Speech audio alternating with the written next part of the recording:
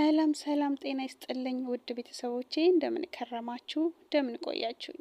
እኔ ያለውኝ እግዚአብሔር ይመስገን ክብሩ ይስፋ የመድኃኒዓለም። ዛሬም እንደተለመደው በአንድ በቆንጆ ርዕስ መጥቻለሁ። አስተማሪ ይሆናል ብዬ እንግዲህ ያሰብኩትን መራርጬላችሁ መጥቻለሁኝ። ላይክ ያላረጋችሁ ላይክ፣ ቤተሰብ ያልሆናችሁ ከኔ ጋር ቤተሰብ እየሆናችሁ እስከ ቪዲዮ ፍጻሜ ድረስ አብራችሁኝ እንድትቆዩ በትህትና እጠይቃለሁ። የዛሬ ርዕሴ የሚሆነው የአስመሳይና ቅናተኛ ሰዎች ባህሪ ብዬ በ5 ከፍዬው መጥቻለሁ። በነገራችን ላይ የአስመሳይና የቅናተኛ ሰዎች ባህሪ እጅግ በጣም ብዙ ነው፣ ተቆጥሮ ላያልቅ ይችላል። ግን ደግሞ እኔ ከነዛ ውስጥ 5 የሚባሉትን መራርጬላችሁ መጥቻለሁ። እናንተም ጆሯችሁን ሰጥታችሁ ሳትሰለቹ እንድትሰሙኝ በድጋሚ ጠይቃለሁ። በነገራችን ላይ ቅናት በሁለት ይከፈላል ማለት ነው። ቅናት መቼም ሁላችንም እናውቃለን። ቅናት በሁለት ይከፈላል።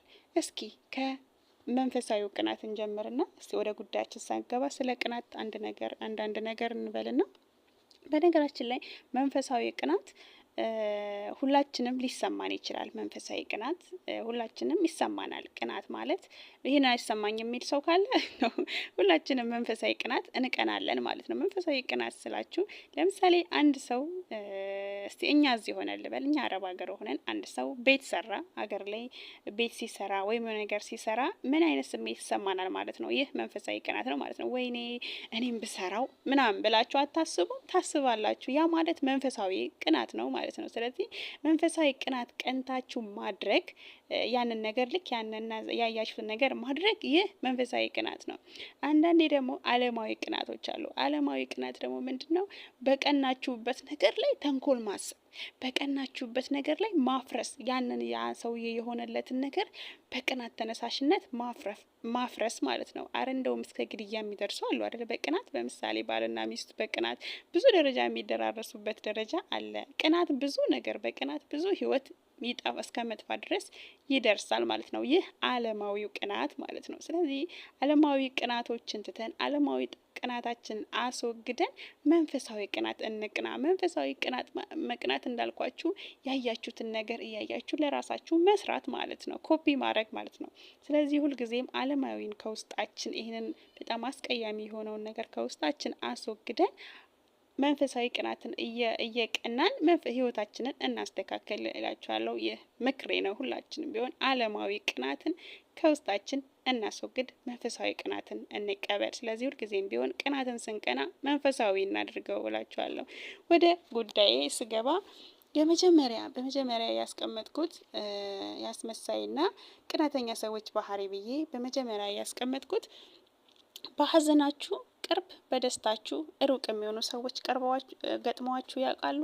በሀዘናችሁ እጅግ በጣም ይቀርባሉ፣ በደስታችሁ ደግሞ ይርቃሉ። በነገራችን ላይ አዎ ሰዎች በሀዘናችን የሚካፈሉናል፣ በደስታችንም እንደዛው፣ በሰርጉም በለቅሶም በሁሉም የሚካፈሉን ሰዎች አሉ። ጎረቤቶቻችንም፣ ጓደኞቻችን፣ ቤተሰቦቻችን፣ የቅርብ ዘመዶቻችን ይካፈሉናል።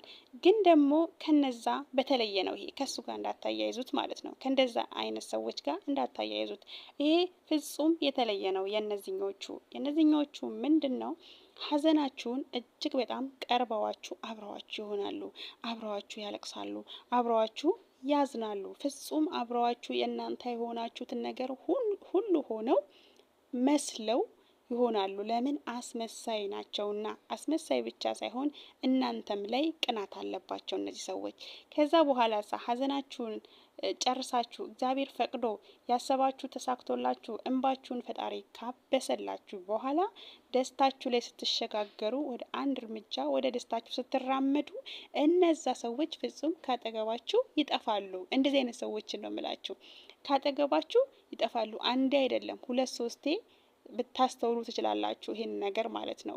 ግን ልክ እናንተ አሁን ለምሳሌ ሀዘናችሁን አብረዋችሁ ሆነው አብረዋችሁ አልቅሰው አዝነው ከዛ በሌላኛው ጊዜ ደስታችሁ ጋር ስትሸጋገሩ የማይመጡ ከሆነ እነዚህ አስመሳይና ቅናተኛ ሰዎች ናቸው። ለምን? ማየት የሚፈልጉት ሀዘናችሁን ብቻ ነው። የምታለቅሱትን ብቻ ነው ማየት የሚፈልጉት ማለት ነው። ደስታችሁን ማየት አይፈልጉም። ልክ ወደ ደስታችሁ ስትሄዱ ጥለዋችሁ ይሄዳሉ። ከዛሳ የሆነ ጊዜ ደስታው አልቆ የሰው ልጅ ያለቅሳል። እንግዲህ ሁልጊዜ አሸወይና የለም አይደለ? አልጋ ባልጋ የለም። ደስታ ይመጣል፣ ሀዘን ይመጣል፣ ደስታ አሁንም ደስታ አልቆ ወደ ሀዘን ስትመጡ አሁንም እዛ ጋር ሊመጡ ይችላሉ ማለት ነው። እንደዚህ አይነት ሰዎች ምንድናቸው? ማየት የሚፈልጉት ሀዘናችሁን ብቻ ነው። ስትደሰቱ ማየት አይፈልጉም። ፊታቸው ላይ ራሱ ሊናገር ይችላል ማለት ነው። እንደዚሁ ልታውቁባቸው ትችላላችሁ። ስለዚህ ማድረግ ያለባቸው መራቅ ስለሆነ ካጠገባችሁ ነው የሚርቁት። ስለዚህ ከእንደዚህ አይነት ሰዎች መጠንቀቅ ነው ያለባችሁ ማለት ነው። ጓደኛ ከሆነ ለእናንተ ጥሩ የሚያስብ ከሆነ ሀዘንንም ደስታንም አብሮ ነው የሚካፈለው። ስትስቁም ቢያይ ችግር የለበትም፣ ስታዝኑም ቢያይ ችግር የለበትም ማለት ነው። ግን እነዚህ ሰዎች ደስታችሁን በፍጹም ማየት ስለማይፈልጉ፣ የእናንተን ለውጥ በፍጹም ማየት ስለማይፈልጉ የሚፈልጉ ስታለቅሱ ማየት ብቻ ነው። አይተው ብቻ አያበቁም እነዚህ ሰዎች። አይተው ሀዘናችሁን አይተው ከዛ በኋላ ደግሞ ሄደው ስለ እናንተ ብዙ ነገር ማውራት ይፈልጋሉ። እናንተ አዝነዋል ብላችሁ የነገራቻቸውን ሚስጥር ስለ እናንተ ድብቁን ሚስጥራችሁንም ሄደው ለሰዎች ሊያወሩባችሁ ይችላሉ። እነሱ ደስታ ላይ ናቸው። ከእናንተ ሲለዩ ደስታ ላይ ናቸው። ለምን? የእናንተ ሀዘን ስለሚያስደስታቸው ሄደው ከሌሎች ሰዎች ጋር በእናንተ ሀዘን እየተሳለቁ ያወሩባቸዋል። መሳለቂያ እና መቀለጃ ነው የሚያደርጓችሁ። እናንተ ግን የሚመስላችሁ አዝነውን የመጡ ነው የሚመስላችሁ ማለት በጭራሽ ከእንደዚህ አይነት ሰዎች መራቅ ነው ያለባችሁ ማለት ነው መቼም ቢሆን። እና ማድረግ ያለባችሁ ምንድነው? ይሄንን በትኩረት ነው ማጣራት ያለባችሁ። ጓደኛ ብላችሁ የምትይዙ ከሆነ ይሄ ሰው የሀዘኔንም ይጋራኛል ወይ ደስታዬንም ይጋራኛል ብላችሁ ትኩረት ማድረግ አለባችሁ ማለት ነው። በሁለተኛ ደረጃ ደግሞ ያስቀመጥኩት የበታችነት ቅናት ያለባቸው ሰዎች። የበታችነት ቅናት ያለባቸው ሰዎች ደግሞ ፍጹም ይለያሉ። በጣም ፍጹም ይለያል። እናንተ ራሱ ልትገረሙባቸው ትችላላችሁ። የበታችነት ቅናት ያለባቸው ሰዎች ምን አይነት ሰዎች መሰሏችሁ? ለምሳሌ እናንተ ምን እንበለው፣ እናንተ አሁን እሺ ዲቪ ወጣላችሁ፣ ከአሜሪካ ዲቪ ወጥቶላችሁ በቃ አለኝ እነሱ ናቸው ማለት እሷ ነች ያለችኝ ብላችሁ እስቲ በሴት ልግለጸው፣ እሷ ነች ያለችው ብላችሁ በጣም ተደስታችሁ ወደ እሷ እየሮጣችሁ ስትሄዱ እንደዚህ እኮ ዲቪ ደረሰኝ ምናምን ብላችሁ እናንተ ኮንግራ ምናምን ስትጠብቁ ምንድነው እሷ የምትለው? ወይኔ እኔ ራሴ እኮ በቀደም የካናዳ አፕላይ አድርጌ ነበረ ኢሜል አድርገውልኝ ልትላችሁ ትችላለች ማለት ነው። እናንተን አቅፎ እንኳን ደስ አላችሁ ከማለት ይልቅ ለምንድን ነው እነዚህ ሰዎች የበታችነት ቅናት፣ በቃ እናንተ አሁን እዛ ጋር ዲቪ ስለደረሳችሁ የበታች እንደሆኑ ተሰማቸው ማለት ለምን?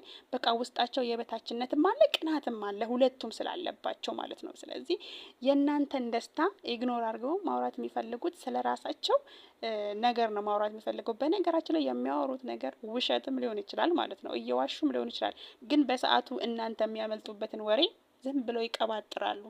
የማያውቁትን ወሬ ለራሳቸው የሚገርማቸው፣ እናንተ ደግሞ ትደመማላችሁ በሰዓቱ። እንኳን ደስ ያለሽ አትለኝም እንዴ? ግራ መጋባት ውስጥ ነው የምትገቡት ማለት ነው። እነዚህ ሰዎች እንኳን ደስ ያላችሁ የሚሏችሁ ዘግይተው ሊሆን ይችላል፣ ላይሏችሁም ይችላሉ። የራሳቸውን ወሬ በማውራት የእናንተን ወሬ ኢግኖር ያደርጋሉ ማለት ነው። እና እንደዚህ አይነት ሰዎች በጣም መጥፎና ቅናተኛ አስመሳይ ሰዎች ናቸው። ለራሳቸውም የሚሰማቸው የበታችነት ስሜት ነው። ራሳቸውን ከሰው ዝቅ አድርገው ምን የሚያስቡት ቅናትም አለባቸው። በብዙ ነገር የተበደሉ ሰዎች ናቸው። እንደዚህ አይነት ሰዎች ጓደኛ ሊሆኑ አይችሉም።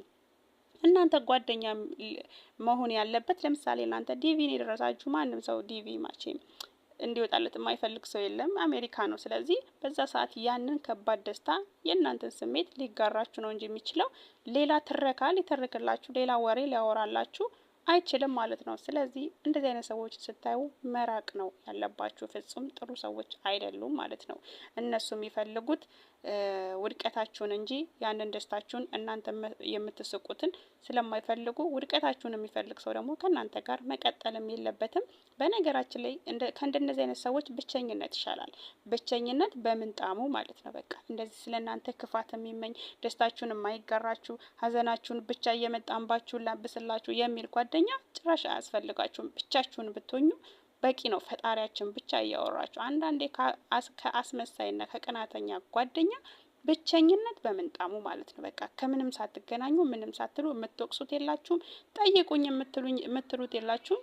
ብቸኝነትን የሚያክል ነገር የለምና ከእንደዚህ አይነት ጓደኛ ርቃችሁ ብቻችሁን ብትሆኑ ይመረጣል ማለት ነው።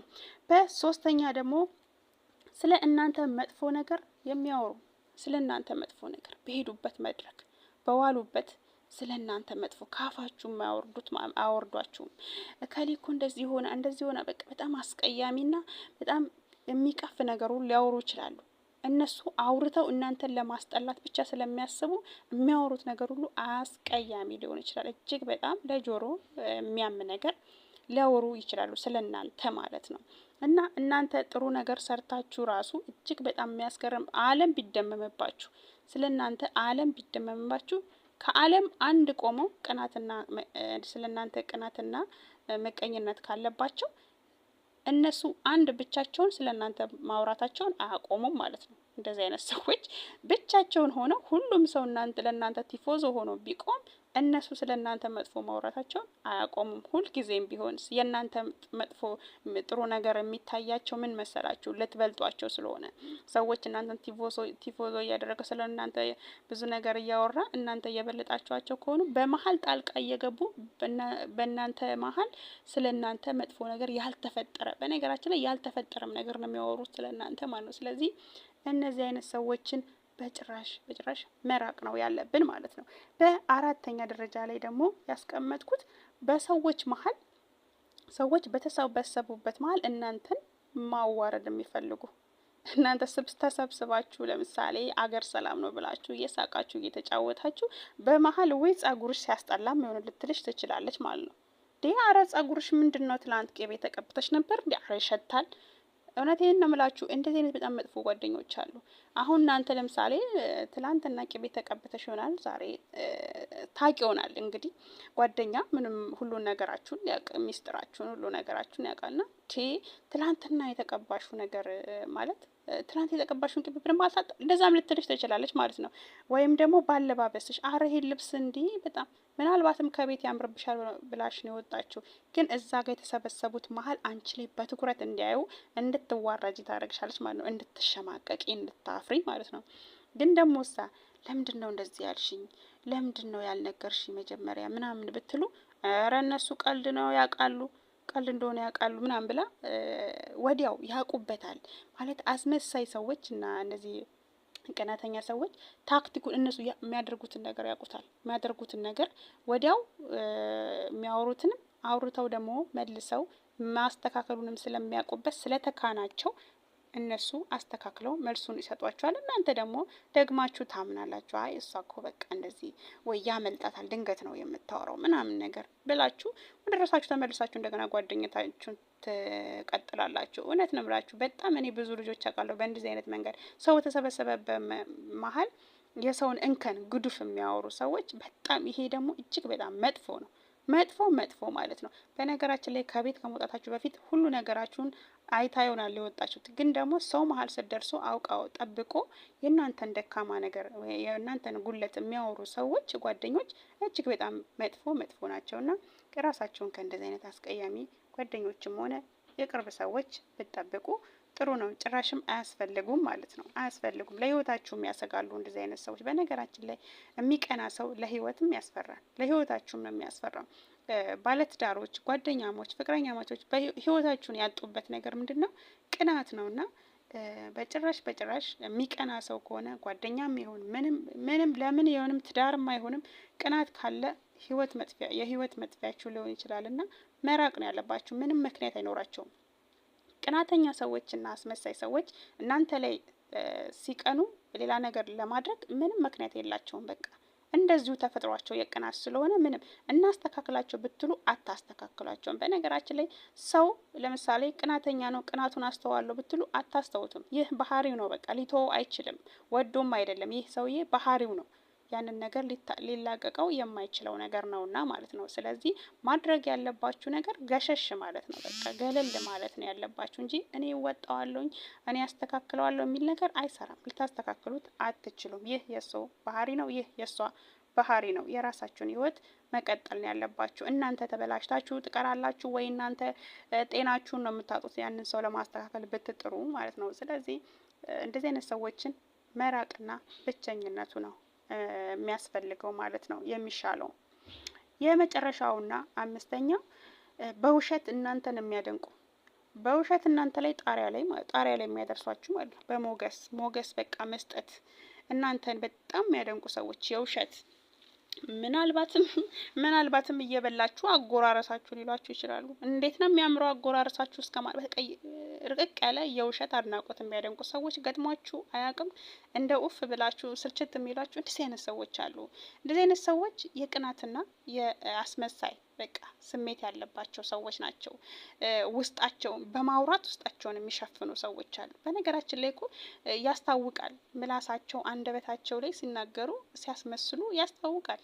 እና እንደዚህ የሚረዳ ሰው አንዳንድ እንደው ከመቶ እንደ 95%ቱ እንደዚህ አይነት ነገር ቢከሰትበት ያውቃል። ከንግግር ከአክት ሰው እያስመሰለ ነው እያደነቀኝ ያለው ወይስ ትክክለኛ አድናቆት ነው እየሰጠኝ ያለው? ይህንን ብላችሁ የምታውቁት የሆነ ባህሪው እንደዚሁ አይታችሁ የምታውቁት ሰዎች አሉና አንዳንድ ሰዎች እንደው በቃ ተክኗቸው ያዩትን ሁሉ በቃ ወይ በስማም ብለው አድናቆት ከልክ በላይ አድናቆት የሚሰጡ ሰዎች አሉ። አድናቆት ጥሩ ነገር ነው።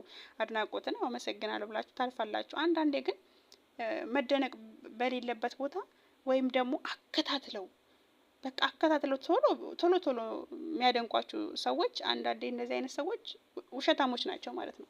ውሸታሞች እና አስመሳዮች ናቸው ማለት ነው። ስለዚህ እንደዚህ አይነት ሰዎች መራቅ ነው ያለባችሁ ነው እላችኋለሁ። መራቅ ነው ያለባችሁ። ለምን ይኸው በቃ እናንተ ለምሳሌ መደነቅ የሌለበትን ነገር እያወቃችሁ ያ ነገር እንደማይደነቅም እያወቃችሁ አከታትለው በቃ አከታትለው ሊያጣድፏችኋል። ደርሶባችሁ ሊሆን ይችላልና አከታትለው ነው የሚያደንቋችሁ። አከታትለው ማለት ነው። አንዳንዴ ውስጣቸውን ለመሸፈን የሚያደርጉት ነገር ነው። ውስጣቸው ለእናንተ ያላቸውን ስሜት ለመደበቅ ለእናንተ ያለባቸውን ያንን ቅናታቸውና አስመሳይነታቸውን ለመደበቅ በዚህ በጣፋጭ አንደበታቸው ሊሸፍኑት ይፈልጋሉ ማለት ነው። እና ይሄንንም እንግዲህ የሚያውቀው ያጋጠመው ነውና ከእንደዚህ አይነት ጓደኛም ሆነ የቅርብ ሰውም ሆነ ለምን ቤተሰብ አይሆንም በእንደዚህ አይነት መንገድ የሚመጣባችሁን ሰው መራቅ ነው ያለባችሁ። አይጠቅማችሁም ማለት ነው። አጥፊያችሁ ነው እላችኋለሁ። በነገራችን ላይ በጣም ነው ማመሰግነው ስላዳመጣችሁኝ። ይሄንን ይመስላል የዛሬ ቪዲዮ። አስተማሪ ነው ብዬ አስባለሁኝ። የተመቻችሁ ላይክና ሼር ያደረጋችሁ ለሌሎች ሰዎች እንዲደርስ ብታረጉልኝ ደስ ይለኛል። በሌላ ደግሞ በጣም በቆንጆ ቪዲዮ በቆንጆ ርዕስ እስከምመጣ ሰላም ቆዩኝ። ለምታበረታቱኝ ጎበዝ የሚጣዬ እናት ምናምን ለምትሉኝ እንግዲህ ሁላችሁንም ከልብ ነው የማመሰግነው። እጅግ በጣም ነው የምወዳችሁ። ክበሩልኝ። ሀሳባችሁን እስኪ እናንተ ደግሞ የቀረውን አውቃለሁ በጣም ብዙ ነው።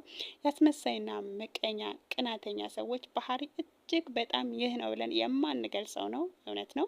እስኪ እናንተ ደግሞ እየቀረኝን ይሄ ቀርቶሻል የሚጣናት ብላችሁ ኮሜንት ላይ እንድታስቀምጡልኝ በትህትና እጠይቃለሁኝ። ለምታበረታቱኝ ሁሉ ክበሩልኝ። እወዳቸዋለሁ። ቸርን ሰንብት። በሌላ በቆንጆ ቪዲዮ ደግሞ በቆንጆ ርዕስ እስከምመጣ ሰላም ቆዩኝ።